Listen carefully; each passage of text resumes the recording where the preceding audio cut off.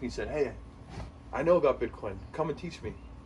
Come teach me what I know, and I'll teach you what I know." So that day, boom, we started. Mm-hmm. That's when we clicked. You know, and I mean, but I was always wary because he knows I'm Christian. And I know he's Muslim. You know, so when I leave the room, I know he doesn't like me. We'll talk off camera about this issue. I'll tell you some things. Because let me just say this. A lot of people don't understand. There's 3 children of Abraham. There's Moses, Christ, and Muhammad. All the children of Abraham. And Moses was from before Christ, long before. And then you had Christ at the time BC, before Christ, after Christ. And then Muhammad came along about AD 450. And to pull all the people of the Arabs and so forth together under that Islam. That Islam broke up into the second major part, from the Sunni, which is what the big group, to the Shia, which is in Iran. The old group says basically that Muhammad is a god. And you can never say anything about God or Muhammad in any bad way, or visually. You can't even show a representation without violating all of their rules. And basically the modern, or the contemporary view of Sunni law, of Islam, is Sharia law. And what a person should do, you know what the 10 Commandments are of Moses. And the thing that Christ came along to do with those commandments was to say those commandments are only good if you forgive. And those commandments don't forgive because it says thou shalt not. And what else? Or else. Or else. Or else. Again and again and again. And then Muhammad, when he came up with the Sharia law, which is 24 rules, said or else 24 times in their law, in those rules. He wanted to outdo Moses with his rules in this extreme law. It's called Wahhabis, Sunni. And they're in Mecca, and they're in Saudi Arabia.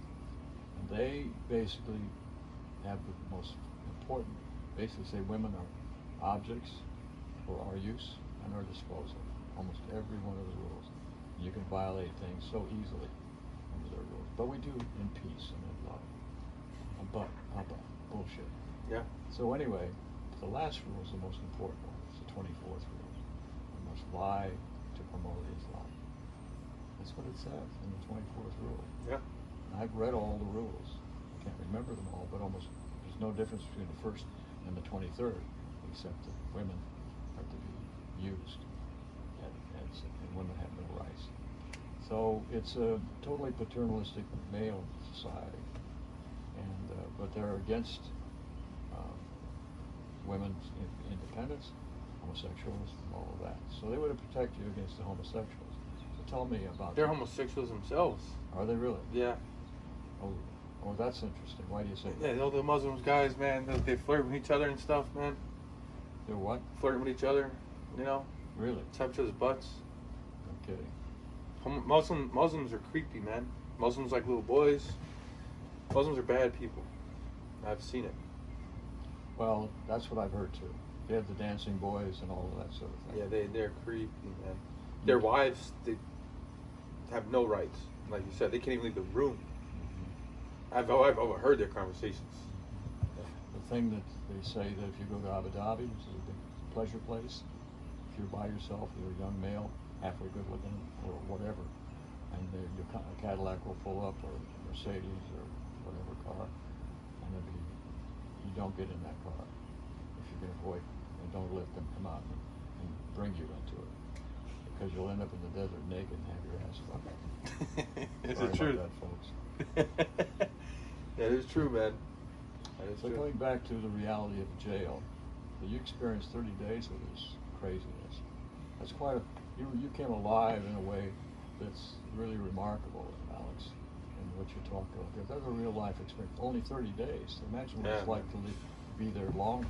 Yeah, you start thinking it's normal. It's okay. It becomes normalized for you. Yeah. So you, in order to save yourself from the Muslim, you said, I'm a Christian.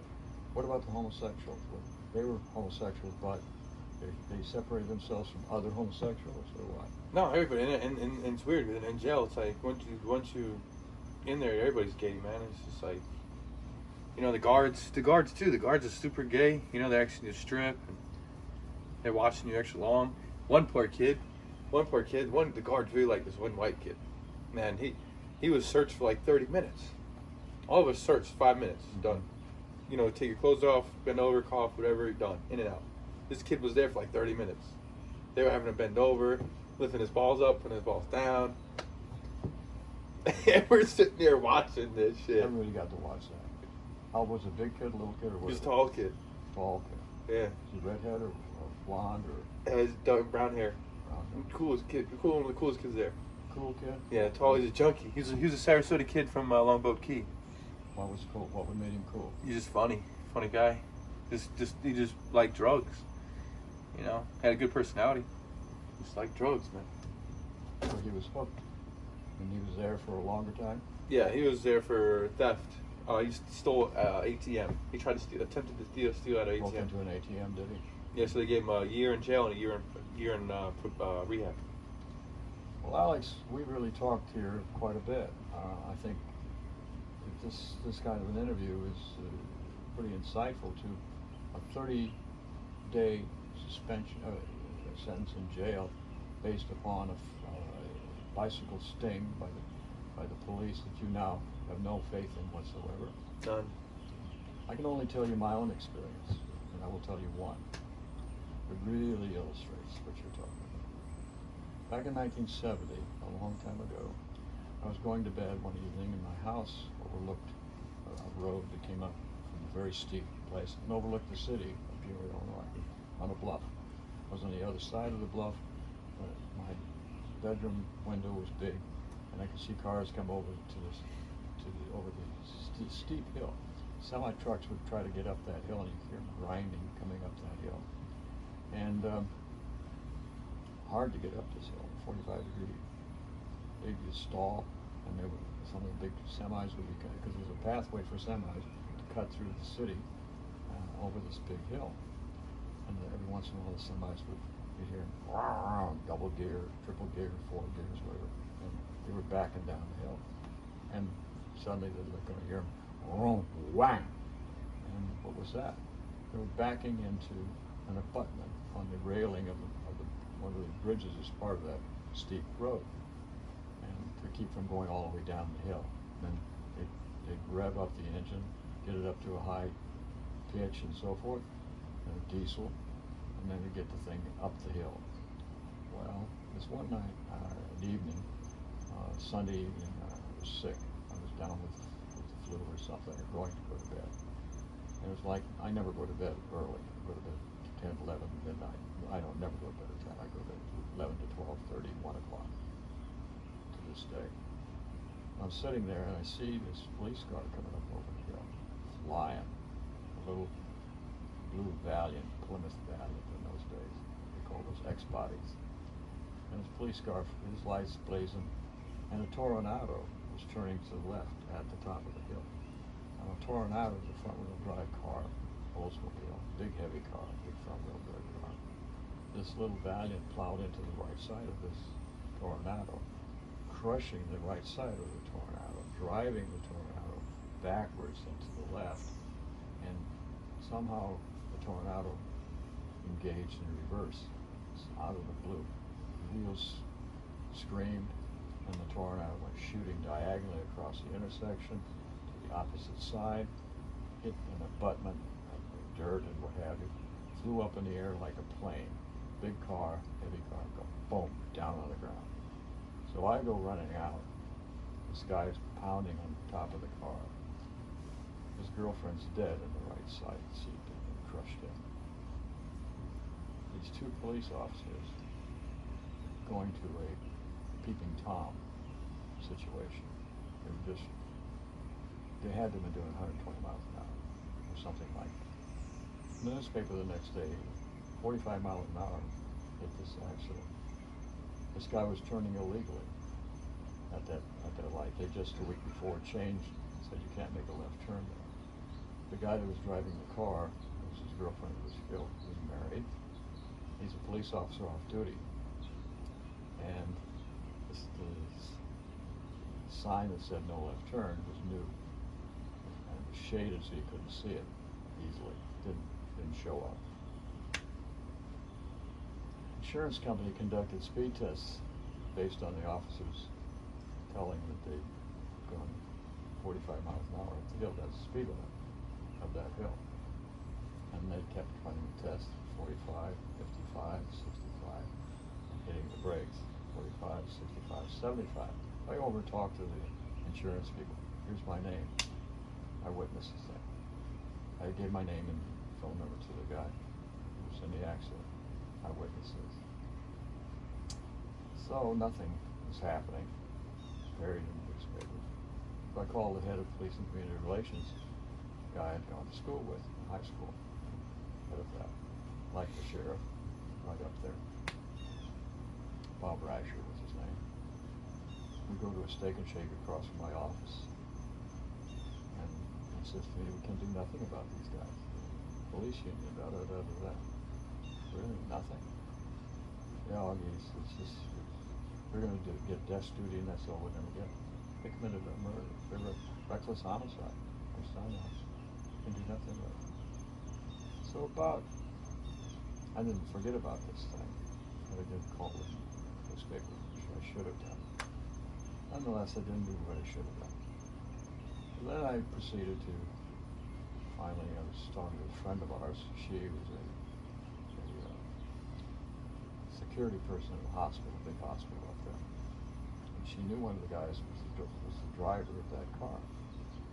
And I'd been talking to her. So I showed up at her house one Sunday afternoon. We were just kind of hanging out. We're going to hang out with her. She was this guy there. I didn't know who he was. And she said, well, this is Sergeant so-and-so, Ellison, I think. So, yeah. He was driving the car that you said killed that girl. Oh, really? That's interesting. So I said, Pat, we've got another thing to do. My wife's name's Pat, and a friend's named Pat. And Pat, we'll be back a little later. Maybe your friend is still here when we get back. We walked out. I was about to confront him and deal with what he would try to pull in that situation. Mm-hmm. Totally untrustworthy. I'll let this thing just decide to let it go. So 3 years ago, now this is 1972 or so, right? We're at a family reunion every summer. We go to this pizza place, a lot of people. This one friend of my wife's sister, and her husband, we worked with him, with a police officer. Nice guy. Mike was his name. I said, Mike, do you know this particular guy? You remember that accident that happened back in the 70s? And, I remember that. I told him what I remembered. He says, you're full of shit. You don't know what you're talking about. That didn't happen at all. I says, what? You're telling me I don't know what I'm saying? Really? Mosquitoes. Yeah. I wish I had pulled that screen door. But nonetheless, he proceeded to tell me I didn't know what I was talking about. I said, after all these years, you're retired and you're still willing to protect these crumbs? You're still doing this at this time? You have no bone of honesty? Supposedly Catholic? Is that what Catholic means to you? You don't know what you're talking about. That didn't happen. None of that happened. I said, you're retired. You're still protecting criminals, pretending to be officers, police officers. That's what you're doing in your old age. What a useless thing to do. What a history. So when you talk about not trusting police, here we have a guy going, and he was a trainer of police dogs. He still did that in retirement. So he's, all these years later, still covering up things he knew. What else is he covering up? He covered up that. I couldn't believe. So I'm very suspect of police myself.